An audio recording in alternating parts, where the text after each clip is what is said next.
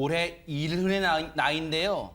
가수 김용임 씨 노래처럼요. 오늘이 가장 젊은 날 이렇게 살고 계신 분이 있다고 합니다. 최정아 기자님 누굽니까? 네, 배우인데 유행어가 있는 분이죠. 부탁해요. 와, 이덕화 똑같은데요? 씨. 네, 이덕화 씨의 이야기입니다.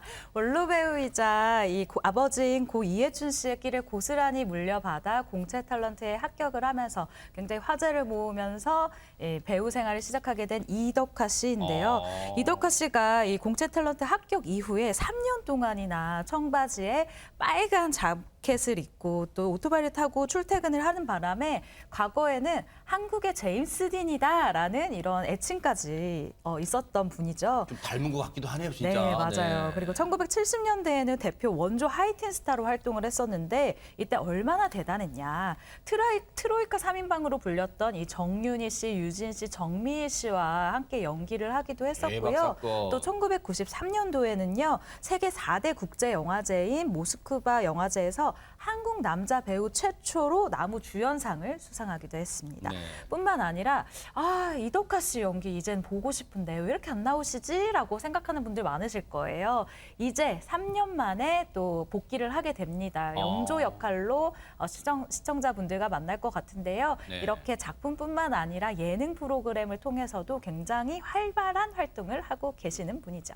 그러네요. 진짜 얘기 듣고 보니까 사실 이덕화 씨 하면 주로 이게 뭐 예능에서 많이 보고 뭐 이제 그랬단 말이에요. 뭐 이렇게 이런 광고에서 많이 보고. 예, 근데 이덕화 네. 씨는 라떼는 제 때는 정말 하이틴 스타였습니다. 너무너무 막 진짜 시리즈에서 볼 때는 그냥 저절로 오빠 소리가 나오는 분이었고 톱스타였는데 사실 아무리 그때 인기가 있다 그래도 우리가 산도 올라가는 건 쉽지만 내려올 때 너무 허망하듯이 아하. 주연 자리만 하시다가 조연으로 내려오다 보니 본인이 너무 슬프고 너무 괴롭고 그래서 어쩔 줄 몰랐답니다. 네. 그러나 할 수 없다. 자연스럽게 받아들이자라고 해서 이제 나이 든 사람만이 할 수 있는 그 나이에 가장 멋있는 내 나이 또래 가장 멋있는 배우가 되자 그래서 예능에서도 굉장히 위트 있지만 어른스러운 모습을 보여주는 거죠. 그래서 그 70이 되어서라도 나만이 할 수 있는 연기, 조연이 되더라도 저 사람 연기 정말 잘한다. 이런 박수 받는 연기자가 되려겠다고요. 그러나 이런 솔직한 마음도 감추지 않았습니다. 내 연령대의 배우들이 모두 다 내 라이벌이다. 그래서 더 멋지게 연기해야 된다라고 네. 했고요. 취미였던 낚시로 또 다른 예능 대세 역할도 계속 하고 계십니다. 네. 사실 지금까지도 왕성하게 활동하고 계시기 때문에 뭐 광고든 예능이든요. 사실 연령대를 불문하고 이덕화 씨를 모르는 대한민국 사람이 거의 없을 거라 해도 과언이 아니잖아요, 김유진 아나운서. 맞습니다. 그렇게 올타임 레전드로 살아오셨기 때문에 아무 역경도 겪지 않았을 거야 생각하시는 분들 있겠지만 아닙니다. 1977년도에 엄청 큰 교통사고를 겪으신 적이 있거든요. 그래요? 이게 어느 정도로 상황이 심각했냐 하면 보름간 혼수 상태에 빠져 있었고 세상에. 수술만 53번에 입원을 3년간 하셨다고 어머. 합니다. 이 당시에 수술을 담당한 의사에 따르면 10번째 수술할 때까지는 이덕화 씨가 살아나기 어렵다고 보셨다고 하더라고요. 그런데 당시에 여자친구였던 지금의 아내의 헌신적인 병간호 세상에. 덕분에 기적적으로 회복할 수 있었다고 하고요. 그렇기 때문에 이덕화 씨는 아내에게 무한한 감사를 표하면서 재산의 모든 권한을 아내분에게 넘기셨다고 합니다. 세상에 죽을 고비를 넘길 정도로 큰 위기에 있었다는 걸 좀 몰랐던 분이 많으실 것 같아요, 장민 변호사님. 그렇습니다. 그 큰 교통사고가 근데 위기의 끝이 아니었습니다. 바로 96년도에 국회의원 선거를 출마한 이후에 낙선 직후 굉장히 경제적으로도 곤란을 겪은 건데요. 아하. 예, 그때 뭐 본인이 벌어놨던 돈을 거의 다 썼다라고 할 정도로 경제적 사정이 좋지 않았다고 하고요. 네. 아무래도 뭐 정치 출마를 해서인지 그 뒤로 공백기가 무려 한 7년 동안 이어졌었다라고 합니다. 네. 그런데 그 당시가 아이들이 또 해외에서 유학을 하던 중이라 그 가정 생계가 상당히 좀 곤란했다라고 하는데 그때 또 아픔을 이겨낼 수 있도록 옆에서 도와줬던 사람이 바로 아내분이었다는 세상에. 겁니다.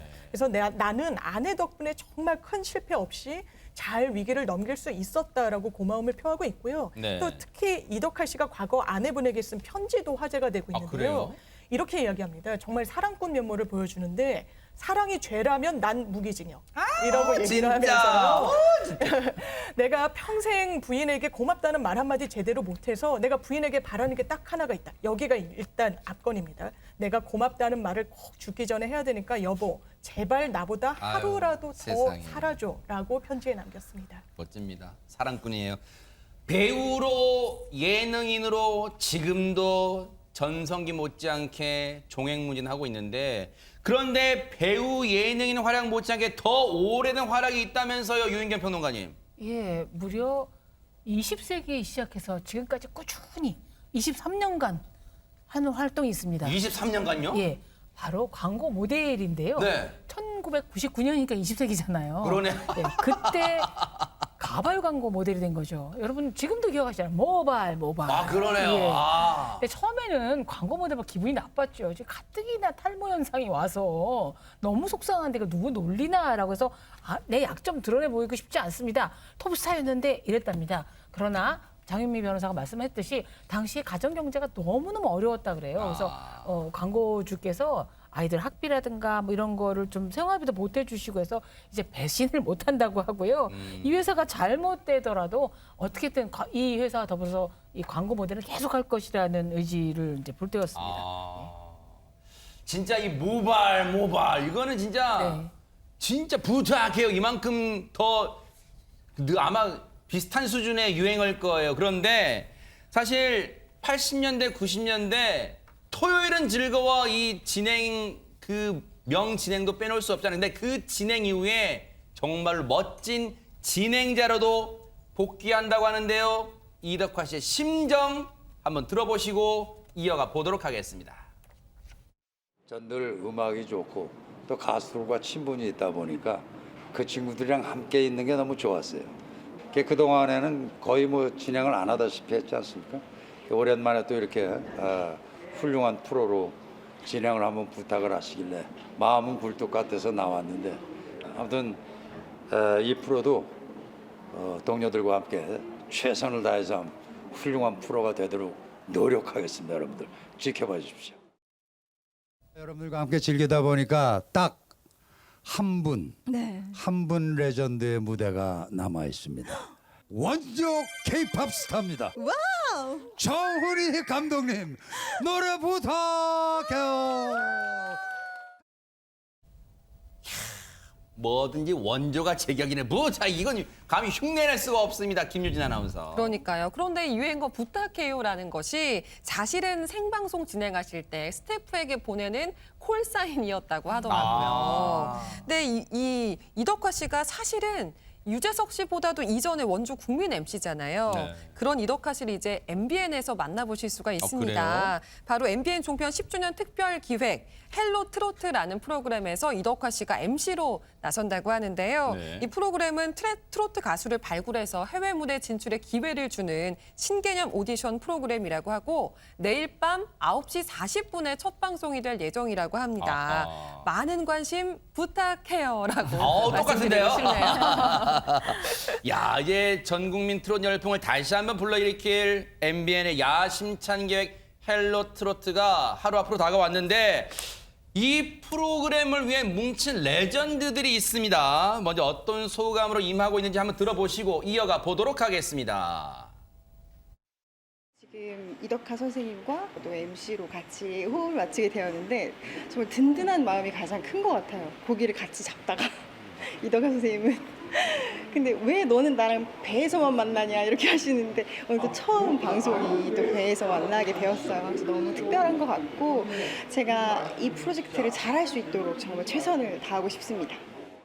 지금까지 해왔던 오디션 프로보다는 훨씬 이렇게 격조가 있고 또 출연자도 그렇고 프로그램 내용도 그렇고 굉장히 좀 신경을 써서 작품을 만들고 있지 않나 생각이 듭니다.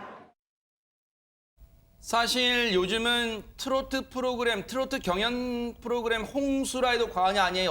어떤 걸로 차별화를 시도할까요, 최정아 기자님? 네, 크게 세 가지를 뽑아볼 수 있을 것 같은데요. 일단 다른 곳에선 만나볼 수 없는 엄청난 라인업입니다. 일단 서른도, 인순이, 전영록, 김수희, 정훈이 씨가요. 이 음악의 전설들이 멘토링 역할을 톡톡히 할 것으로 지금 약속을 하고 있고요. 두 번째로는 초호화 스케일이죠. 아까 보셨다시피 배에서, 그것도 크루즈에서 이 가수들의 무대를 만나볼 수가 있고요. 그리고 또 아까 옷을 입은 걸 보셔만 알겠지만 네. 무대 의상도 굉장히 화려하게 신경을 열심히 쓰고 있다고 합니다.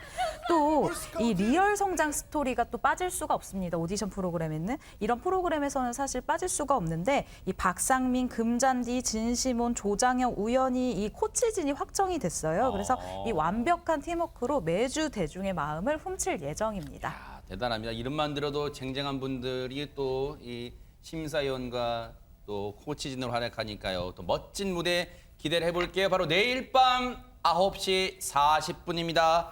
첫 방송되는 MBN의 헬로 트로트 여러분의 많은 관심과 시청을 부탁드리겠습니다.